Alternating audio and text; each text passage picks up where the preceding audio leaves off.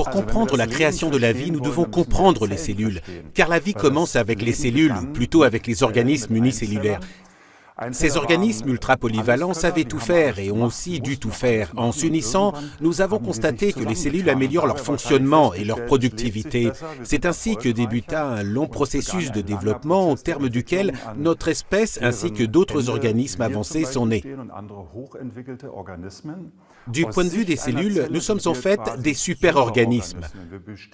Nous sommes composés de milliards de cellules spécialisées qui se sont réunies pour former un grand organisme. Nous connaissons environ 300 types différents de cellules spéciales qui se distinguent les unes des autres par leur fonction, leur forme et leur teneur en enzymes. Les globules rouges en sont un exemple. Leur rôle est de transporter l'oxygène et ils doivent donc aller dans les moindres recoins de notre corps. Pour y arriver, ils doivent traverser de très fins capillaires et sont donc en mesure de se déformer. Ils ont besoin d'un porteur d'oxygène, l'hémoglobine. C'est un pigment rouge responsable de la couleur de notre sang. L'une des fonctions des cellules hépatiques du foie est l'épuration. Voilà pourquoi elles ont développé des enzymes très efficaces qui les aident à purifier et différencier les nutriments et matières dans le corps. Les cellules nerveuses sont un autre exemple de cellules spécialisées. Leur rôle est d'assurer la communication dans notre organisme. Pour ce faire, elles créent de longs prolongements vers de nombreuses autres cellules auxquelles elles sont reliées. C'est seulement cette réunion et cette interaction coordonnée de toutes ces cellules qui permet à un organisme de vivre, d'être performant et en bonne santé. Les cellules dépendent les unes des autres et elles doivent toutes bien fonctionner. Outre les fonctions spécifiques d'une cellule, il y a aussi les choses qu'elle réalise toutes ensemble. Par exemple, l'énergie dont a besoin chaque cellule, mais qu'elle est aussi capable de produire. Cette production se déroule dans les minuscules organelles cellulaires appelées mitochondries, qui se trouvent dans la plupart des cellules. Selon la fonction d'une cellule, leur nombre varie entre plusieurs centaines et 2000, comme pour les cellules musculaires ou hépatiques. Bien entendu, notre alimentation joue un rôle essentiel, car elle fournit les combustibles pour faire fonctionner notre corps. Un autre thème important est la régénération cellulaire.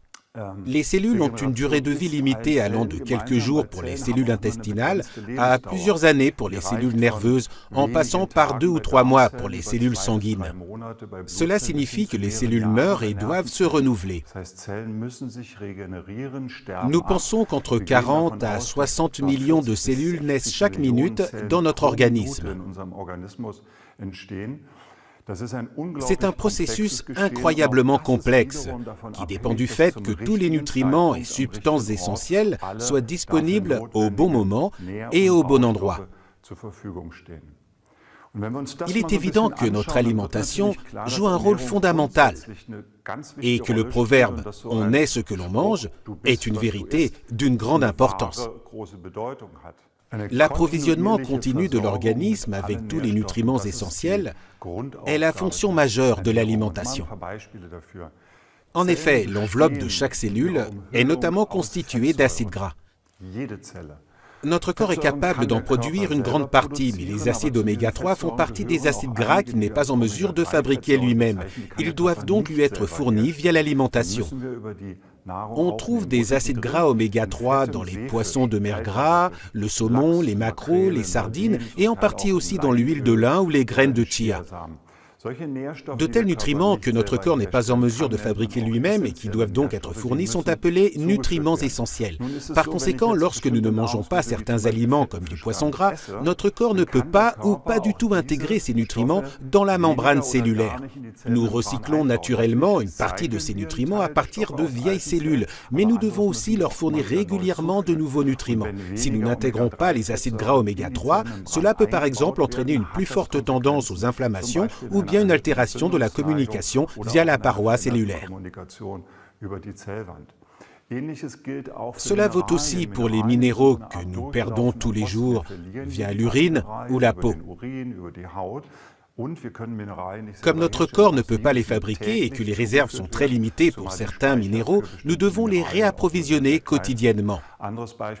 Par ailleurs, une alimentation saine doit aussi fournir certaines substances végétales secondaires, qui ne sont certes pas essentielles, mais assurent néanmoins des fonctions protectrices dans notre corps. Ainsi, l'alimentation joue un rôle essentiel pour une multitude de fonctions cellulaires et pour le fonctionnement général de notre organisme. En d'autres termes, on est ce que l'on mange.